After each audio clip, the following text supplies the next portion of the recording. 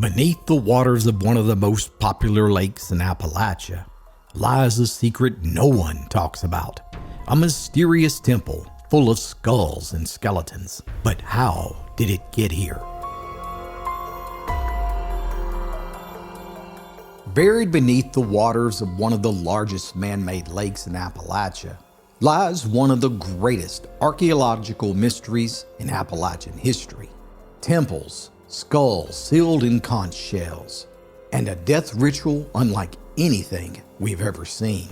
And yet, most folks have never heard a single word about it until now.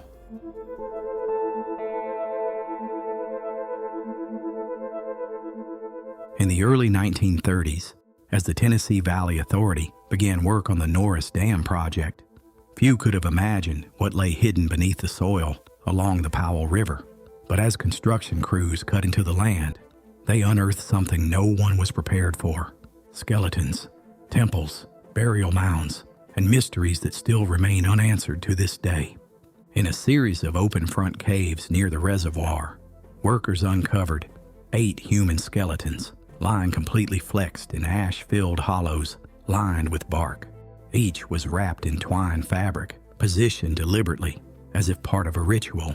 Archaeologist Professor W.S. Webb, leading the TVA excavation team, believed these may have been early Cherokee or even related to ancient mound builder cultures from Ohio.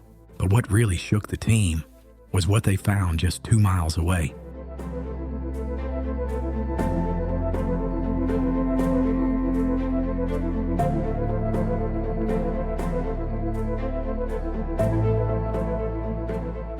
Near the Powell River, they unearthed the foundations of a temple, complete with a throne, an altar, and signs of ceremonial sacrifice. The structure was rectangular, framed by a trench, and had been topped with a thatched roof held up by massive logs. Inside, there was evidence of fire, charred walls, and sacred paint bowls, including a perfectly preserved shade of purple, a color believed to be used by warriors and medicine men. In another shocking find, skulls of children and adults were found buried inside massive conch shells, likely transported hundreds of miles from the Gulf of Mexico. These weren't random burials. They were deliberate, ceremonial, and tied to spiritual beliefs that seemed to connect with both Cherokee and Mesoamerican cultures. Some archaeologists believe this temple shared traits with Mayan and Mexican civilizations. The layout, the clay altar, and the sacrificial fire pit all pointed to something far more complex than simple tribal life. And then it vanished, submerged forever beneath the waters of Norris Dam. Today, you can't see any of these incredible sights. They're gone, buried beneath tons of water and concrete. The TVA took photographs, collected what they could, and moved on. But how did this happen?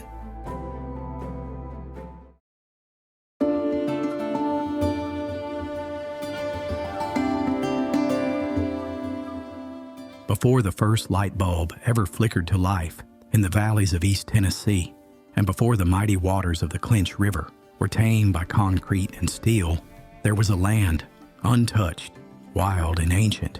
The year was 1933, and the Tennessee Valley Authority had just begun one of the most ambitious engineering projects in American history. As part of President Franklin Roosevelt's New Deal, the TVA set out to bring electricity, flood control, and economic revival to the poorest corners of the mountains. And one of its first targets was the sleepy green hills just outside of Norris, Tennessee.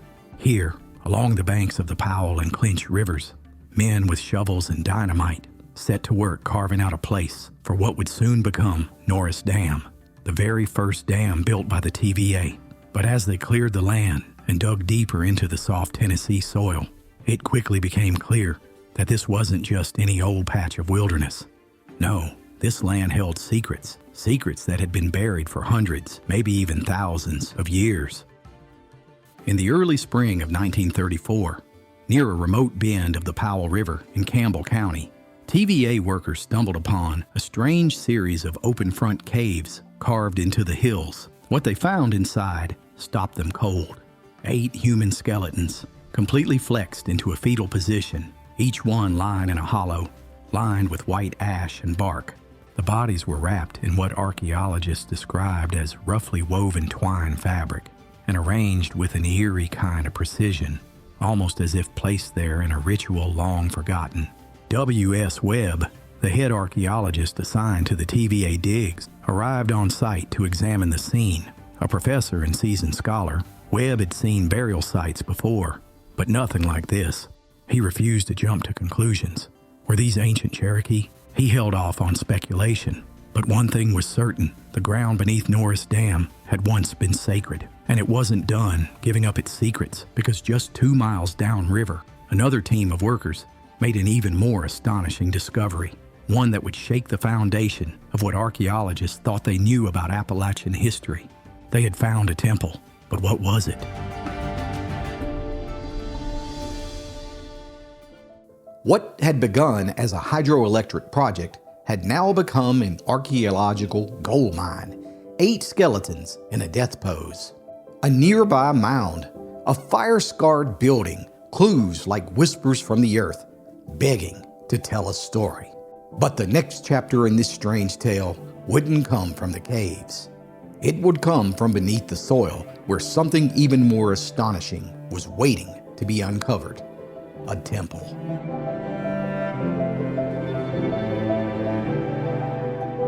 In the spring of 1934, while crews worked to tame the Clinch and Powell rivers for the TVA's first dam, another team, just a few miles upstream, unearthed something far older than concrete and steel. Buried beneath the soil, 8 feet below the surface, they discovered the charred outline of an ancient temple. It wasn't just a pile of old stones. This was a structured ceremonial space, complete with a throne, a clay altar, and what archaeologists described as a fire pit used for sacrifices. There were trenches on all 4 sides, where wooden poles had once stood, forming walls that were likely covered with woven reeds and topped with a thatched roof. At the center of it all sat a large flat rock. The high priest, or perhaps the tribal chief, would have sat there, presiding over the sacred fire, while smoke curled toward the stars. Nearby, workers found the remains of what they believed was a public gathering area, along with the ruins of semi-public dwellings and additional ceremonial pits. There were even child-sized burial sites, with tiny skulls nestled in earth that hadn't seen daylight for over 1,000 years. Professor W.S. Webb called the find one of a kind in all of Eastern America. The deeper they dug, the more questions they found. The structure had burned. Was it destroyed in a raid, abandoned during migration, or had it been purposefully consumed as part of a final ceremony? And then came something unexpected, a clue not made of bone or stone, but color. As the team carefully sifted through the soil, they unearthed an earthen bowl, sealed tightly by the ground. Inside, perfectly preserved, was a dry powder made of natural pigments. Not just one, but many shades: reds, yellows, blues, and one shade never seen before in this context: purple. In native tradition, purple was a color of mystery, power, and the sacred. And this wasn't from crushed berries or flowers. It was a man-made blend, a kind of ceremonial paint used by warriors and medicine men. It was war paint, makeup, spiritual armor. The very people who had once gathered inside this temple had likely worn these paints on their faces and bodies as they danced, prayed, and performed rites beneath the stars. This wasn't a random village. This was a place of power, a spiritual capital of a people long forgotten. And yet, this was only the beginning, because buried deeper in the earth, resting in shells from a faraway ocean, something even stranger was waiting to be found. Give someone you love the gift of old-fashioned storytelling. 4 books for the young and old alike that will make your heart smile. Click the link below to order your copy of the Appalachian Storyteller today.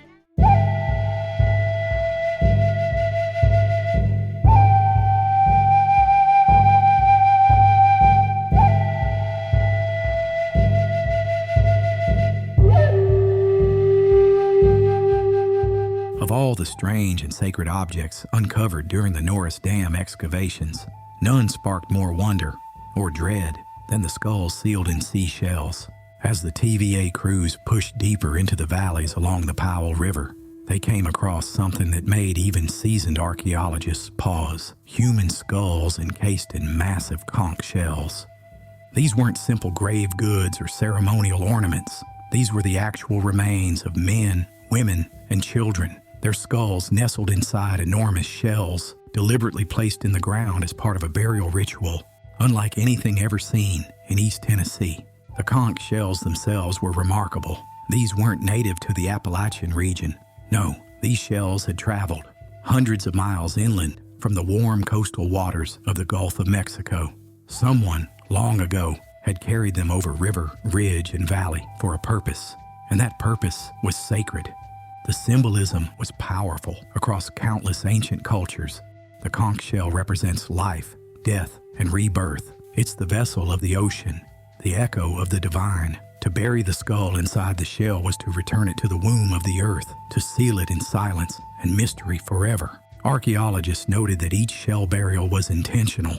No bones were scattered or crushed. The skulls were clean, placed carefully, perhaps ritually. Some were adult, others were unmistakably children.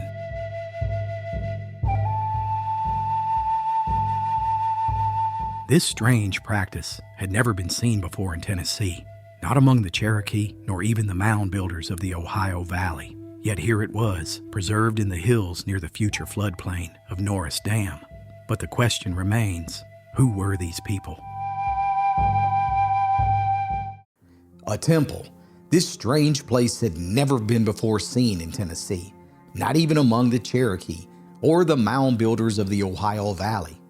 Yet, here it was, preserved in the hills for the future floodplain of Norris Dam. Some scholars speculated that they were part of a spiritual elite, a sect of priests and medicine people, buried in ways that mirrored distant tribes from the South, maybe even influenced by Mesoamerican cultures, where conch shells were seen as tools of transformation.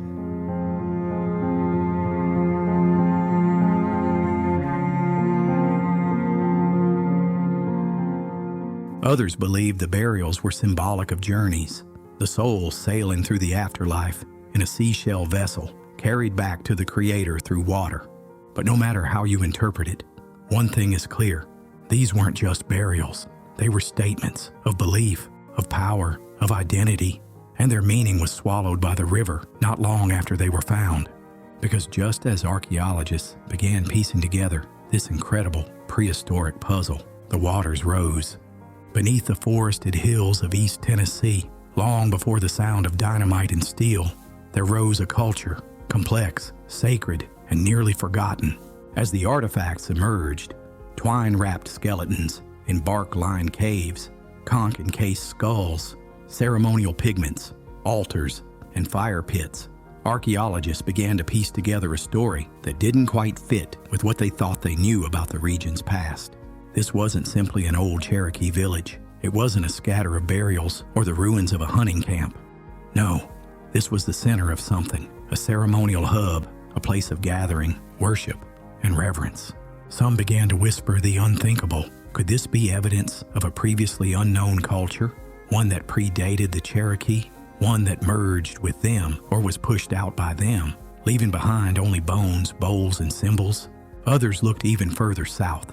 The layout of the temple, the presence of fire altars, and the elaborate funerary rites bore an eerie resemblance to what had been found in the ruins of Mesoamerican civilizations from the Gulf Coast to the heart of the Yucatan. Of course, no one claimed they'd found a Mayan temple in the mountains of Tennessee, but there were enough similarities to make people wonder, had there once been cultural contact between the South and Central America? And now, it seemed, East Tennessee may have held one of those sacred outposts. But just as quickly as the pieces began to fall into place, they were swept away. The TVA was on a tight timeline. Dams had to be built. Electricity had to flow. Progress could not be delayed.